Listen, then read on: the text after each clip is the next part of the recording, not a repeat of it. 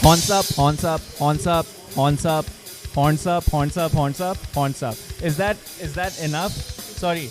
Yeah? Are you going to do it 38 times? No, I'm not going to do it 38 times. This was only to satisfy you because you went on a whole diatribe last week and was so angry with me because we forgot to say horns up at the end of the episode. Yeah, which was kind of weird, but hey, no one kind of said anything to us, so I don't think anyone missed it. I don't think anybody heard in any ways. Yeah. With that being said, yes, as you can probably hear with all this ambience now, we are back in Starbucks, although it's not the Starbucks that we generally record in, which is why you hear all this ambient sound, because this Starbucks is like way too loud. Yeah, but this episode is kind of different because it's not just two of us, right? Of course, it's not just two of us, and that's because this week, Horns Up is going hardcore. So, without further ado, let me first introduce to you one of my closest friends. This is Arun Singh Ravi. He's the frontman, guitarist, vocalist, brainchild for the Riot Peddlers. That's and me. Punkwala Arun Slime. For years, I just knew him at that guy at all gigs with a mohawk, man. Yeah, we've stopped doing that.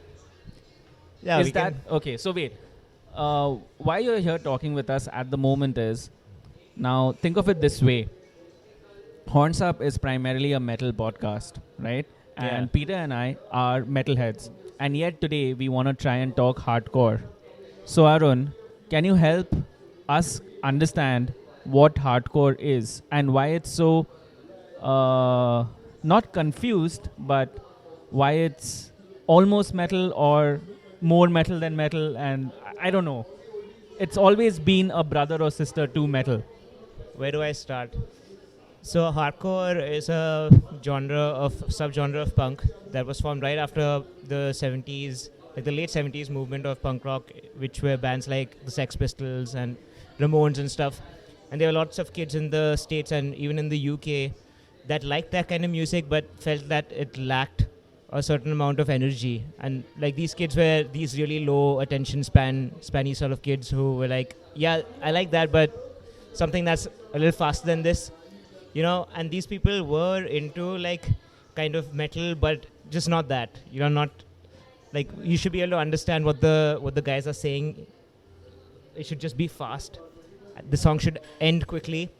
And these kids kind of like bands like Minor Threat, like Agnostic Front and Sick of It All, these guys played music that was really, really fast, and they played like 15 songs in like 10 minutes, and kids really liked that in the 80s, and they're like, wow, this is really cool. And it was all politically charged, and you know, like, fuck the government, like, fuck everyone, we're here, we're doing this together, you know. That was the kind of vibe. And that was basically what the hardcore scene was, especially in the States at the time. There were like a few guys in Japan. SOB, right? Yeah, there were some bands.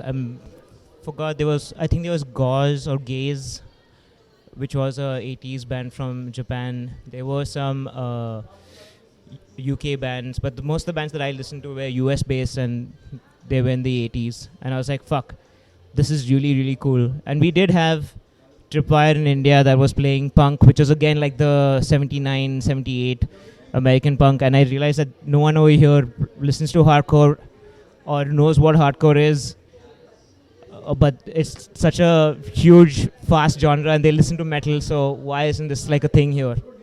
Which is why I decided that we should probably play hardcore. No, and hardcore in the States has been very influential, not just on multiple subgenres of metal. You had Metallica and all influenced by them on one end, and then you had all the guys who ended up doing grindcore. Slayer. So Slayer has like a album Undisputed, exactly, which is just... Yeah. That was actually the album that I told you that I'm a huge fan of before coming on to but most of I don't know, didn't really like that.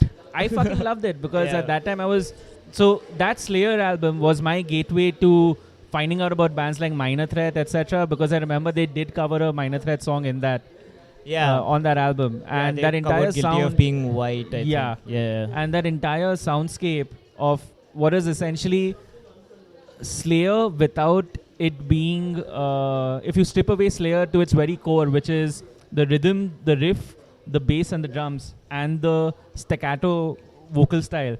it's hardcore because Yeah. the drummer there is playing D beats. Yeah, Right? like really fast beats. Yeah, That's but- heavily influenced by 80s hardcore bands. And for me, actually, I discovered hardcore the other way around. Like, I started listening to a lot of grindcore bands. And that's the thing where we did it. We spoke about it in the episode with Doug Brown. How kind of like grindcore and hardcore just kind of went their own way. But at the very essence, Yeah, grindcore is actually hardcore plus death Yeah. metal plus something Yeah. else. It is, but Yeah. it's basically just like So the it was speed really cool just to see, like, go back and go exactly all the bands that you talked about, man. Yeah. Minor Threat and stuff like that. So Arun, this is something that I've been like wanting to ask you because we've never actually talked music together a lot, right? yeah, that's true. Yeah, We've played music a lot. We played music a lot, but we don't actually talk music a lot. So tell me something. Is there a differentiator between hardcore and metal? What is that difference? I mean, at the very base of it, this comes because you consider the Riot Peddlers and the way we are booked, if we are booked ever, however little that is in a year. But people tell us that we are too aggressive to be an alternative band, so we don't get booked onto those gigs, or an independent band, Yeah. and we are not metal enough to be on a metal show, But I which don't is think also so. I think a weird thing. No, I don't think it's like. I don't know. I used to think about this, but I don't really agree with the we aren't heavy enough to sound like a metal band. That's something that we used to say in like press and stuff because people won't actually. They would ask us what is hardcore, and then we would say something like it's not heavy enough to be literally like a metal band, and it's not, and it's way more aggressive than alternative. But I feel like it could totally fit in with the metal vibe and the way metal is right now, man. Easy. I'm gonna go way ahead in our conversation, Yeah. but as somebody who's watched you guys twice in the last year, you guys are pretty metal from the stuff that y'all are gonna be putting. Yeah. Sorry, I went way ahead of ourselves. Yeah, that's We'll true. talk So about I that, don't, yeah. I don't We'll feel talk like about that we- eventually. Yeah. I just Okay. feel like understanding wise, it's easier for people to understand that hey, the guy's singing with clean vocals. He isn't growling really, so it's not really metal that in that sense. But he is screaming, and we can understand him. It sounds way heavier than alternative. Yeah. Yeah. All right. Okay. Cool. Because I don't know too many only clean vocal metal bands. You should look into power metal. No, I mean, Power metal. Power. Power metal, not power metal. No, but like, you know, there was that whole movement. I mean, you brought up Tripwire, but then Yeah. suddenly in India itself, you had a lot of post-hardcore bands, right? Yeah. And I wasn't the- really. So the thing is that during the time when Tripwire was playing, I really liked Tripwire because they were playing songs that I still liked to some level. Like they were playing Blink-182 covers and stuff, and I really liked that kind of stuff. But I always wished that there was something which wasn't metal, which was punk still, which had that D beat happening. It was really aggressive, but I just did not find it. It just wasn't there. Now Yeah. we have it with bands like Pacifist, maybe, and Death by Fungi for sure. But at that time, it just didn't exist. There just wasn't anyone who was saying. And at a certain point, I was thinking that hey, maybe guys just want to like fucking hide their accent, which is why they growl in metal bands, and then makes them sound more international. That's what I thought, which is why we don't have any clean vocal guys. And in fact, we used to get a lot of flack because I don't give a fuck about my accent and shit. But I used to be on a lot of punk forums and stuff, and they're like, guys are like, you know, it's kind of weird hearing a guy with an Indian accent kind of sing this genre. And I'm pretty sure metal guys don't have to give a fuck about that because they're growling, right? Yeah. But I literally didn't give a shit, and people understood that we don't give a shit, and still we had like a lot of fans on Facebook at that point. Yeah. No, you're saying all of this. I still remember. So, wait, when did Riot Peddlers form in officially? 2010. 10. Okay, so Yeah. my introduction to you guys was, I think, your first single that you all put out, right? Which one was the single? It was the two of Saw you. Rupiah and Chai Yeah, Pani Saw is what Rupiah it and was. stuff. Yeah. And for me, the strange part was like, wait, there's an Indian band singing these lyrics in a punk band. What's going on over here, right? Yeah, that Because was you- the main premise of the band, which is stuff that happens in Bombay. Yeah. Plus, yeah, I mean, it was just really random. Yeah, but for me, that was like, okay, it is one of the things that really get your attention. Like, what are these guys all about? And then you want to like figure out further stuff. So that was really cool. And then, of course, then it doesn't matter. You have to sing in Hindi. You don't have an accent, right? Yeah, correct. That's true. So and I don't know why no one like took advantage of this, like knowing that you could just sing metal, Hindi metal. I mean, this is happening now, but back then I didn't know or didn't find any bands that were mostly Hindi metal, proper like death metal, any metal kind of bands. All right. I think, Peter, we should get Arun on and get him and like devote one entire episode to him. I agree. Okay. Me too. Yeah. Okay. Yeah. And the only reason why I'm cutting this one short at the moment is because we managed to get Mike Gallo from Agnostic Front to chat with us. And since both Peter and I aren't really hardcore kids, we decided to invite Arun onto this chat and let him steer the conversation too. Arun, let's just give us a perspective of why Agnostic Front is considered to be this godfather of hardcore kind of a band. In one line. Oh, wow. You've upped the ante. You've placed the auntie upstairs. Because they were one of the first hardcore punk bands, man. They just were. They were just one of the first hardcore punk bands. These guys were one of the guys. And we, the Riot Peddlers, are a crossover thrash band, which is more metal-sounding hardcore. So what I'm saying is that they were one of the first hardcore bands that I had been introduced to, which wasn't just hardcore, which was crossover thrash. And that's what our band eventually became. So for me, I know that they're called the godfathers of hardcore on their own. But for me, like it has like a more special meaning because they've influenced us to be kind of like them. Awesome. But being unique at the same time. All right, so here it is. Here's the conversation with Agnostic Front's bassist, Mike Gallo. Welcome to the show, Mike. How are you doing today? I'm doing great. How you guys doing? We're doing well, man. We're doing very well. Awesome, man. Good to hear from you guys all the way from India. Yeah. Congratulations on album number 12, right? That's album number 12. Get Loud. I believe so. Get Loud. What a great title. I'd assume it's to do with speaking up and speaking out.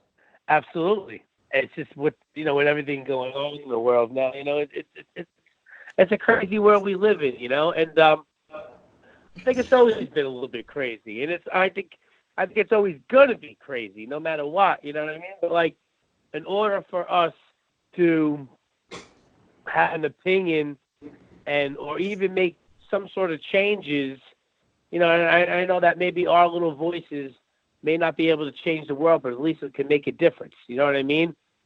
So, you get loud, get up, get mad, get involved. It's just, it is a great track. I love the name of this record. I think it really speaks up. It's powerful, and it has a powerful meaning. It's something that everybody can relate to. Going on from that, what all does Agnostic Front have to speak up about in this day and age? What all are you getting loud about? Well, I mean, for instance, with anything, I mean, it speaks, especially speaks of things of like especially one song is a video we're doing for is a song called "Conquer and Divide," and basically, I think it has to do a lot with how, especially I don't know if you know what's going on today in American politics, and it's just like I feel that like the government has a lot to do with the fact that they're dividing the country, they're dividing the people with all their scare tactics, and especially putting like President Trump as a president. And I believe that I believe everything that he says they're telling him to say to get the people on a rise, you know what I mean, and get the people to distract them, you know what I mean. So it's like we're so distracted by his, great things he says that are crazy, and meanwhile, everyone's so focusing on that, and then behind our backs they're they're pulling other schemes, you know, and then all they're doing is, you know, bottom line when it comes down to it, you know, the rich are going to be rich and the poor are going to be poor, you know, and they're dividing this country, and I think it's terrible, you know, and I mean, I don't think it's really a good thing as far as, you know, as a country being separated, a lot of people aren't getting along now, and it's terrible, you know. I mean, it's like no matter like what we believe in politically, everyone should have their voice. Everyone should have their opinion, and not everybody's gonna like, always get along and agree with each other. You know what I mean? So, but that doesn't mean we can't get along. You know what I mean? Damn. It's just something that we like to speak on, and it bothers us. You know what I mean? We just want to let there's more people in the world to be aware of this. You know, and it's a problem. It's an issue. You know. What you've just said rings pretty true of India as well at the moment, unfortunately. So let me ask you as a follow-up, what then is the role of music in these times? Well, what's great is the fact that us as a band, we can reach out to a lot of people. You know what I mean? People can hear where we're coming from, and, you know, hopefully they can relate to us, you know. So what's great is musically. In fact, I just did a movie interview for on street art and punk rock, and like kind of like you know, how they tie together and stuff. You know, and it's like, well, like, musically, we can spread a voice through the internet, and, you know, to be heard. You know, with art, you know, people are doing, you know, shock art and stuff where that's a visual. You know, people putting stuff on walls, like, for instance, like artists like Banksy and guys like that, you know, and you know, things like Decline. They're making a point. They're getting a message across visually. We're doing it, but yeah, actually, we're doing it visually also with videos too nowadays. Yeah. You know, but musically, you know, we're getting our point across. You know. So it's really great that we have that platform to leap off of, you know? Yeah. Are there any noticeable changes in the songwriting and the recording process for Get Loud? Well, you're talking about the whole recording process. Yeah, like what is your recording process like usually? Well, you know, we do a lot of the stuff on the road. Oh, yeah? Yeah, because we spend so much time on the road, we put a lot of stuff together on the road, sound checks, and we spend a lot of time with each other, so... You know, it's good to be creative on the road, and just some fighting, and it just, you know, it's a positive, you know, to create together as a band, you know, and really make things things to life, you know, and but I mean, I think it's a great thing where we're able to have our outlet, you know, and to you know, come together as a band, and, you know, and get our point across. And when it comes to the writing thing, we all pretty much do it all together. Whether we're home, and we send ideas via the internet. But we were actually supposed to record this record in December. Okay. And in order for us to get on the festivals in Europe and stuff, there's always a timeline. There's a deadline. So what we did was we really busted our ass you know, to get stuff done. You know, we basically had no choice. And I think under pressure, we really came together, and I think we do good under pressure. And I think we put our best record out to date. You know, and you know, it's all of us together doing our things. And me and Roger did all the vocals, and as a band, we all did the music together. But it was definitely an intense time of just almost being like, oh my God, we got to record this record. And, you know, I mean, sometimes when the pressure's on, it gets real, you know, and I think it just came together really good, really amazing. And I'm really happy with the outcome of it. Yeah, and the artwork's pretty cool as well. So what was it like getting the album artist for Cause for Alarm, which is Sean, to do this album's artwork again with the same style, like over 30 years later? Well, you know, what's cool is because I really kind of feel that, like, he did the Cause for Alarm record, and we really feel that like this record kind of had that vibe, you know. So when me and Roger were talking about artwork and stuff, you know, I do a lot of artwork myself, and I threw a couple ideas at him, and he really liked it. He goes, I like it because I kind of feel it's a little artsy, you know what I mean? He's like, I think this record is he goes, I don't think it fits what the, you know, like the vibe of the record. And I said, I tell you, to be honest with you, I was like, I feel you're right, you know. And I said, I know it's my artwork, but I think he was right. And he you know, he goes, I think this record really has that thrashing vibe. So we were like, well, maybe, you know, maybe we'll ask Sean Taggart to do it. And we were like, it's a really cool idea. It's a throwback. And Sean, we asked him. He hopped on board right away. He was totally digging the whole idea of it. And yeah, I mean, I think it was the best thing to do because it really kind of like the icing on the cake for the record. Right. Okay, so let's cue up a track from Get Loud. Which one would you like our audience to hear, and why choose that particular track? Well, I'm gonna have to go with well, it's a personal track, which is why I think it's so special, and it really brings you back to the time of how Vinny and Roger met, and you know, they started their legacy, you know, and you're talking about I Remember. Back. Yes, I remember. Oh, I just watched that video. And, so it's really cool because even Vinny has a vocal track on the record. He sings half of one of the verses. After the second verse he sings on. So it's definitely personal to anyone that's a real true fan of the band. And I think that it really comes off. And I think it's a real personal song. I think that our fans will really dig it. Lovely. So here is I Remember from Agnostic Front's new album, Get Loud. I remember Vinny, me and you, 87 and the alias crew. United blood put us on the map. Victim in pain, there's no turning back.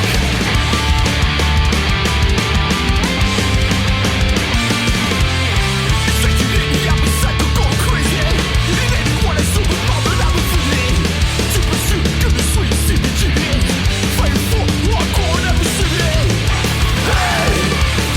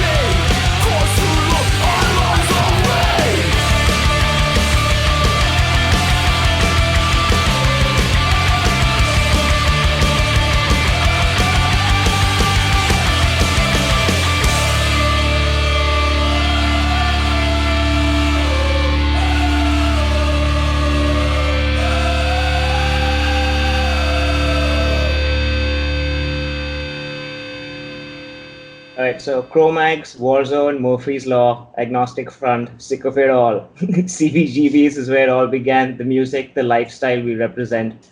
How integral was CBGBs in making you the guys who you are today? Well, the whole New York hardcore scene is very special to me, especially. You know, to be totally honest, with you, I always remember like, as being a young kid, and have to be honest with you, I feel like as a kid, it took me a little while to find myself. You know what I mean? Like who I really was, and I feel like the music and the message of New York hardcore about being yourself, standing up for yourself, what you believe in, and that music really helped me. Helped me mentally, like as a person. As not to be afraid to voice your own opinion, or to be yourself and never mind what everybody else believes. You know what I mean? And I feel I have New York hardcore to thank for that. You know what I mean? Like I always feel like as a kid, I was always kind of like a little bit of a follower. I was following my friends or whatever they did, and it's helped me become my own person. So that alone is a pretty powerful thing. Yeah, but how much of Agnostic Front and would you credit to like the scene in CBGBs in particular? Because you guys bring it up in many of your songs, and it seemed like a really important part of your lives. CBGBs, well, it was just Yeah. I mean, it was a really special place. And I feel like if you haven't been there, it's kind of hard to actually, like, if you haven't been there, you never really felt the vibe of the place. But it was just, especially with the early matinees and stuff, starting that whole scene that has actually become. I mean, look, I'm on the phone with you in India. It's incredible that it's reached worldwide. You know what I mean? So like. But CBGBs was a special place at the time when the music in the hardcore scene, each band had their own sound, and CBGBs was the place that really, at the time, kept hardcore alive. It gave it a scene where people can come from all over the world and get away from their everyday problems. It's a pretty special thing, you know what I mean? And the place just really had an effect on so many people that it was just, the place is incredible. It's a real shame that it wasn't able to be saved, because I feel like the music industry took a huge blow, especially in New York, and then from there, so many other places kept closing down as well, and that's it changed New York, so losing CBGBs was a critical loss to the music scene, to the New York scene. Is there any other place that's considered like the new CBGBs? Like today, right now? Yeah, right now. Well, right now, what's actually pretty cool is there was another place back in the day that used to have called the A7. Now, it was bought and sold by, I believe who owns it now is a guy named Jesse Mallon, who's a friend of ours. And he called the place Niagara. Now, they do Sunday matinee shows now there, which is pretty cool, and it's got that same kind of vibe that CBGBs used to have. I mean, the place is not as big, but they're still doing really small shows. But it's great. It has that feel, and it gives you that. It takes you back to that time. So I would say Niagara right now is the place where they're doing the matinees again. And it's been a lot. It's been a lot of fun. Oh, sweet. That's cool. What do you think it is about the streets of New York that inspires New York hardcore bands to speak about brotherhood, unity, family? Because it's really important, because I think that, especially like when I know, like speaking like Roger and Vinny and them, and at the times they were coming from troubled homes and a lot of family problems. So I feel that like when they got whenever all the kids got together back then, they built their own family, their own community, and they felt that they all had to stick together because that's all they had. You know what I mean? So to them, brotherhood was a really special thing that they really needed. They needed each other because they were dealing with such crazy times, like having problems in their families and That's where most of the kids. I'm not saying everyone was, but most of these kids were. They came here to be themselves, to get away from their everyday problems, and together as friends, they created an amazing community together, an amazing scene. So the unity is what kept everybody together, and that's why it's such an important thing to. It's in general, whatever you do or whatever scene you come from, it's important to have good friends and close friends. You know what I mean? Like, I know a lot of people. Some people like. My friends that I grew up with, even from high school and stuff, I still speak to them too. I'm still friendly with them. I get to them. It's important to keep real friends in your life. To have these people with you. To, if you're ever in need, you got a real person that's going to back you up, and likewise. You know what I mean? It feels good to be there for somebody, to help somebody. Just like not like helping somebody and like expecting something in return. You know what I mean? Like.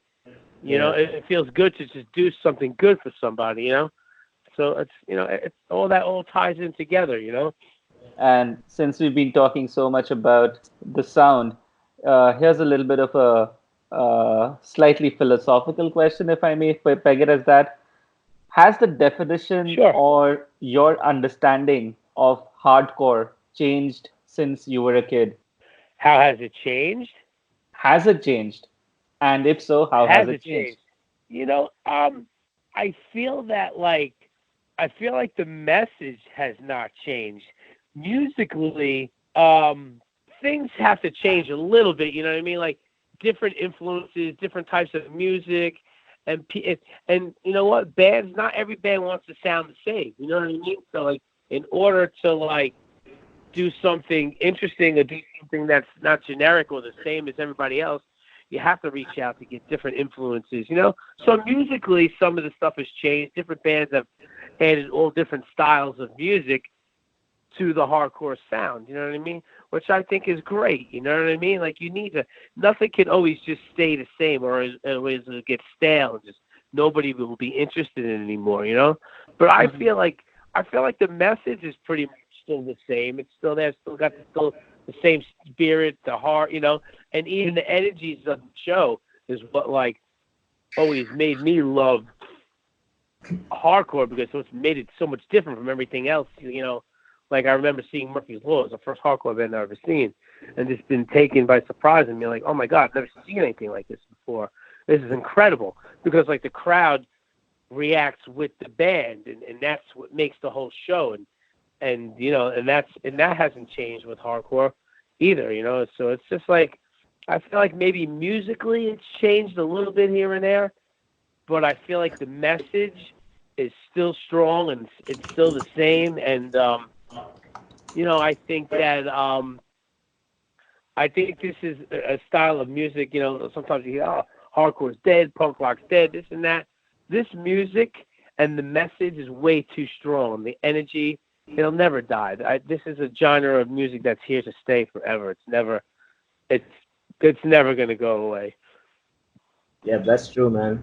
What other bands do Agnostic Front look up to the most? There's definitely bands like, there was, of course, the Ramones, which is like, they were New York City's band. You know what I mean? If it wasn't for them, a lot of this stuff, wouldn't have happened, especially in New York. There's the Ramones, the Misfits, and then there's bands like, Cockney Rejects, the Blitz, the Business. These are bands that have, Black Flag. These are bands that really, Bad Brains, that really influenced Agnostic Front into, being what they are today. All right. Now, Agnostic Front has been dubbed the Godfathers of Hardcore, and that's a huge honor that's been bestowed on the band as such. And a lot of us would say that it holds true because of the longevity, of the consistency, the fact that you guys have been doing this for so long. So 2 questions on that. The first one being, what's the secret sauce behind this longevity? And secondly, how do you guys live up to the mantle of being the godfathers of hardcore? I feel like Agnostic Front. I mean, obviously they were far from the first hardcore band. I mean, they're not the first. You know what I mean? But they got given the name the Godfathers because I really feel that they're the people's band. You know what I mean? Like, if you come to Agnostic Front show, you'll see us hanging out in the crowd, especially Stigma. He really makes everybody feel a part of this. You know what I mean? And he makes them feel welcomed, and people want to come back to see him, and people want to they want to come back to see Roger, and because these guys are real personal people, they're real people. You know what I mean? Like it's different. So for instance, the other we were on tour last week. I forget what the name of the younger band was. And we're hanging out. Me and Stig were hanging out and talking to them and bullshit. And the guy turns around to us and he's like, "Man, I can't believe you guys are talking to us." Like, what do you mean you're talking to us? Like, he's like, "No, man." He's like, all these other bands, no one talks to us. Like, you guys sharing your backstage, and like, this is so cool of you guys. Like, it's because like we're accepting as people. You know what I mean? Like, we're real. You know what I mean? And like, like we try to make everyone feel a part of this, and that's what is different from Agnostic Front and everybody else. We are the people's band, and we love this. We love what we do. And then like I think like what keeps us from doing this keeps it going. It's just like I can't tell you how many times somebody will walk up to us and just be like, "Man, your lyrics, your music really helps me get through the struggles of my everyday life, and it helps. It just makes things easier, and that alone, just like to actually think that like we're actually making a purpose. We're making, we're helping people, like get by, and like just how much our music means to them. It's a pretty incredible thing to hear. You know what I mean? Just like. Because we just basically do this because we love it, and and it's just like this is how we feel, and we just try to bring our music to everybody, and and just to have people actually tell us how much it affects their lives and how much it makes their lives better. It makes me. I can rest my head at night and just be like, you know what, I made a difference. We made a difference. Like. This is something that is real, and that's why we're still doing it 38 years later. Yeah, man, and 38 years is like a really long time, especially if you listen to, after listening to your latest album, it seems like you guys have the energy that you guys had in the 80s, and that's absolutely incredible.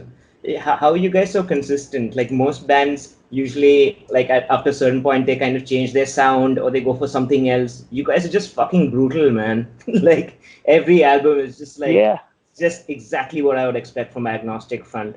Do you guys like talk about this? This naturally just happens, or? I mean, we still love this. We still listen to this music. We still are current. We still hang out with the young kids. We bring younger bands on the road with us, and even they inspire us to keep the fire going. These young kids on stage going nuts.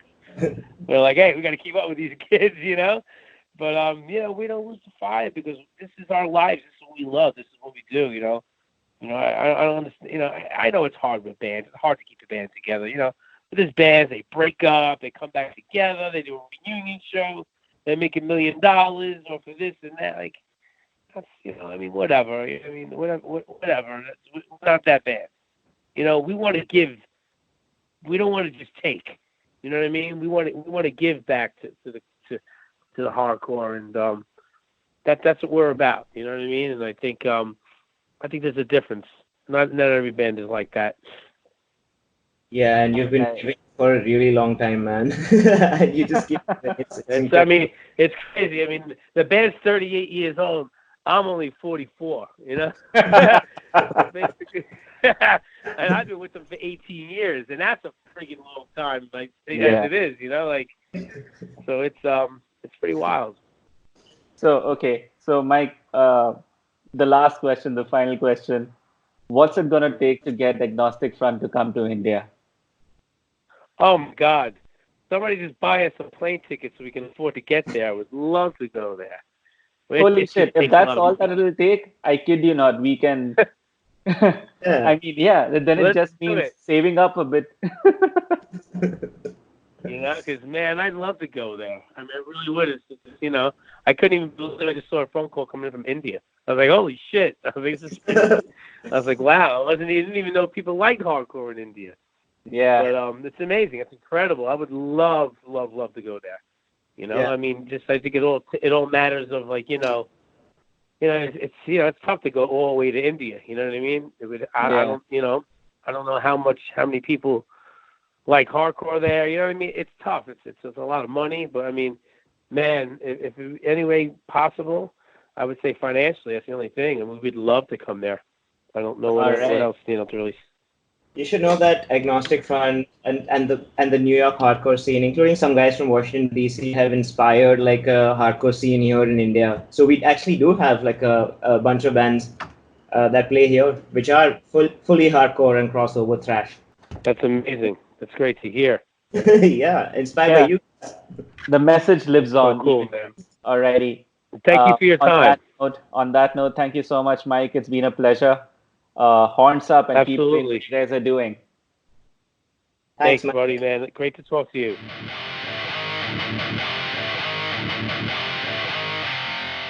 Arun, happy? Yes. Yes, super, super happy. That was amazing, man. I'm just so glad I got to speak to him. Just felt great. You always put these guys as like these other superhumans who you just see from a distance. I don't feel like you ever get too close to them to be able to like speak to them like the way we just did. That was insane, man. I think Peter, I think at Honsa we can try and do this more often. Where last week I know you were thrilled because you got to interview one of your heroes, Carl Sanders. This week we got Arun to essentially chat with one of his heroes. So I'm going to use this as a cheap marketing plug and say, Horns up, we make dreams happen. So if you... I was expecting it to go another way. It's like, okay, cheap marketing plug or cheap plug, shout out. Let me steer this conversation for a bit. So Animesh, if we have to make your dreams happen, who do you want on the podcast next? Steve Harris. Okay. I have to write to Iron Maiden Holdings LLC. Look up their email address. But yeah, man, that would be killer. But just coming back for a second to our conversation, Arun, can you imagine at the next Agnostic Front jam, Mike Gallo going up to the rest of the guys and saying, I spoke to a bunch of guys from India and they play in a hardcore band called the Riot Peddlers. What would go through your mind if That would be killer, man. Yeah, for them to just know who we are. Yeah, the fact that he got so bowled over by the fact that hardcore exists hardcore outside of bands New York. Yeah. Outside these streets. Outside these streets. Oh my God. He literally, I don't know how many times he brought it up even before we actually started recording, but he kept on re-emphasizing that I was so surprised to find an Indian number on my cell. Yeah. And trust me, if it's only going to take 5 plane tickets or maybe 6 because they'll want to get somebody along to get them here, I think it's something worth saving for. Yeah, man. Like totally. maybe, I don't know, maybe 2 years down the line, put aside a little bit of money every month, just get them here. And the best thing about hardcore is like the way Mike was telling us that they don't consider themselves to be way better than us or anything. These are the kind of guys that will hang out with you after a gig and they'll be totally cool to play at someone's basement. And that's another aspect of hardcore that I really liked. No, I mean, I can imagine because this is essentially, and I was reading, I know he's not that much of a hardcore kid, but I was reading about Dave Grohl and his biography and just kind of like him coming up. And it was just crazy, like as a 15, 16, I think 16, 17-year-old kid, him playing in people's basements and stuff like that. So that's the kind of image I have in my head. So now it's time for me to turn the table on both of you, Animesh and Arun.